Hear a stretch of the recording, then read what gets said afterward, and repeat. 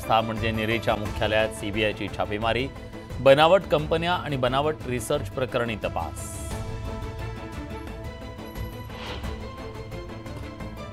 मनोज जरांगेंच्या उपस्थितीत बीडमध्ये शांतता रॅलीची तयारी अंतिम टप्प्यात। नाशकात सिटी लिंक बसच्या धडकेत 5 वर्षाच्या चिमुरडीचा मृत्यू, बस चालक मद्यधुंद असल्याचा आरोप। 2 दिवसांपूर्वी हत्या करून फरार झालेल्या संशयित आरोपीची जालन्यात हत्या, धारदार शस्त्राने वार करून आरोपी फरार।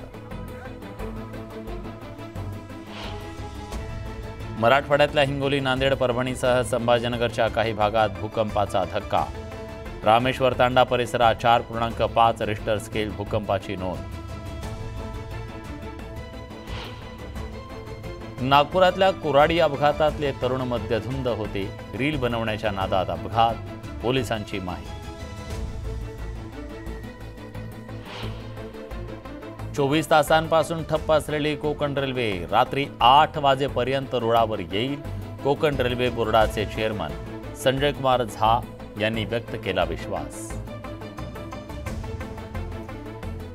अनेक अडचणींमुळे मुंबई अहमदाबाद महामार्गावरच्या रस्त्यांचं काम रखडलं, वाहतूक कोंडी सोडवण्यासाठी लवकरात लवकर मार्ग काढण्याची मागणी।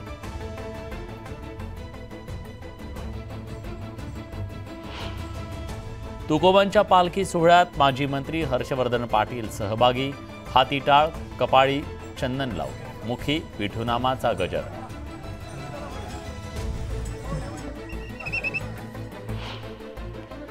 पंढरपूरकडे जाणाऱ्या महिलांच्या दिंडीचं बीडच्या पांगुळ गव्हाण गावात जोरदार स्वागत, अहमदनगरच्या नेवाशातून महिलांची पायी दिंडी पंढरपूरकडे मार्गस्थ।